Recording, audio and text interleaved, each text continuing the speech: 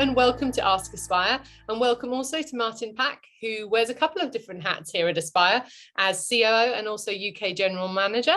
So thanks for joining us, Martin. Thank you very much for inviting me, Lisa. Pleasure. We're going to be focusing in on today's Q&A on the topic of customer experience with enterprises in mind. And as usual, we've got a couple of questions lined up for you, Martin. So I'm going to kick off with the first one. And as always, these are big questions with not very much time. So, let us know your top thoughts and we will get through as quickly as we can. But the first one, so in your opinion, what really is at the crux of customer experience? How do you see it? So I think that's a great question, because for what we see, what our experiences are not always in alignment with what actually enterprises do see. And we see this happening quite often, because if you go back in time, customer experience probably wasn't that quite high up in the sort of pecking order of all things that enterprises wanted to do. And I think a lot of that was due to the fact that it was about brand loyalty. If you went and with that bank, you pretty much were always with that bank, and you never decided that you were going to change unless something bad sort of happened. I think over the last 10 years, technology has helped change and focus a lot more on what true customer experience should actually be, and then partly driven a lot more by what customers know and understand, and a lot more savvy in what they actually want and what they need. Technology had to change and adapt to fit in with what clients were actually wanting and what enterprises could actually do. So some of that probably was more cost driven in what it was doing. I want to go for the cheapest for this, and then I'll go and search for it, and then I can have it. So customer experience was then more around, if you like, how I can get that product cheaper, but still not what we would probably commonly know and understand as the complete customer journey and the customer experience associated with it. I suppose then what really changed things was that a lot of what we wanted to do is driven onto online. What we wanted to buy was online. And COVID coming along radically changed all of that, because that typically was the only way that people could get stuff, where it was online, because they weren't able to get out and physically buy it.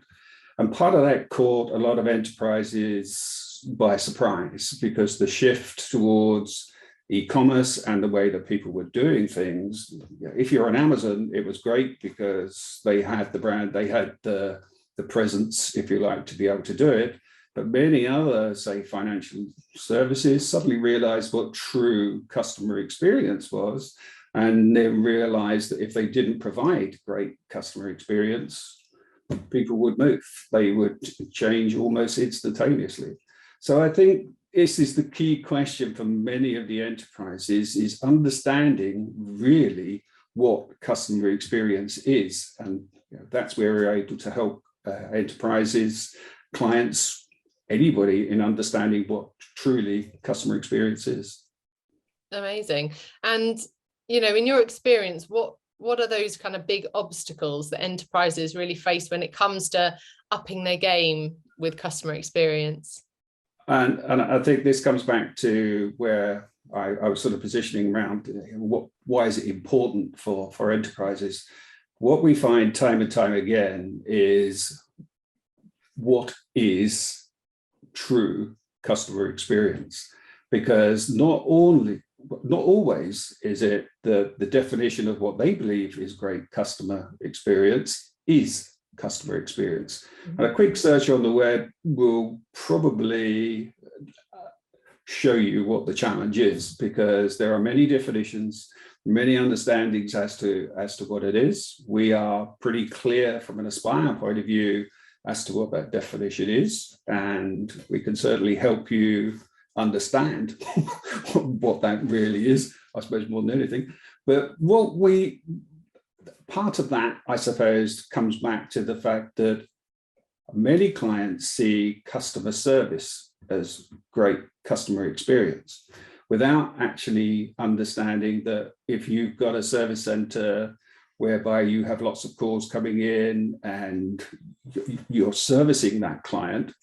If they have knowledge, understanding, empathy with the person that is calling in, they'll say that's a great customer experience. Whereas what we will be doing is looking at and going, well, why are they calling you in the first place? Why can't they just do a self-service of a change of a name and address? Why is it that they're not unable to do that, which would mean you didn't have to take the call? That's about the sort of customer experience piece that we know and understand what the clients want to do. So they're quite tied in then. So I guess sometimes the biggest obstacle to upping your CX game is getting that full understanding of what it really is. It is also a shift in the thinking as to what this is. Most enterprises are looking at this from, I have an application, I have a service layer that sits around it, this goes out to the client. So it's an inside out view of what it is, where actually they need to switch this around and think, I am a customer. I want to be able to talk to you in this particular way. So you have to look outside in. And which is why obviously the definition around the sort of journey aspect of that is quite key, because if you don't actually make that correct, that's where you'll suffer more in the customer experience. Yeah. And you know, at Aspire, as you know, we have a CXM maturity curve. But why is it really important for enterprises to be able to understand how they're performing against their competitors and their peers in this area? So, I mean, it's a great question. And what we find is that any client that we have a strategy session with, we define what that market looks like. We're able to look at what the technology platforms should look like in the future with our operational models that we can sort of look at, Code P. But what we tend to find is that their version of what we, after asking the assessment type questions that will position them onto the maturity model as was, it's only just recently become the maturity curve, because we have now introduced 2 sections around CJM and customer journey management. So whereas we had CCM 1.0, think of that as print. CCM 2.0, that's the advent of omnichannel. So I don't want it as a print, I would rather have it as a text or an email. Through to CXM, we knew and understood that CJM had to be part of that journey. As I was just saying, it's the outside in view of what's going on. So this is why it's now become the maturity curve. But what we tend to find is by doing the assessment questions, when people actually think they're a long way ahead on the curve, only to find that they're not. They are actually a lot lower on the curve. So what most businesses want to know and understand is they are already having the thought process that they need to do something about this. This is a sort of a snapshot of what we can tell them. Yes, you may think you're at that level, but you're not. And here's the reason why, and here's how we can help you move up the maturity curve. Which I guess is key, right? It's moving up that curve. For businesses that want to be fully playing in customer experience, it's absolutely essential that they do it. Otherwise, their customers and clients will find somebody else that does. Yeah. A lot at stake then when it comes to customer experience.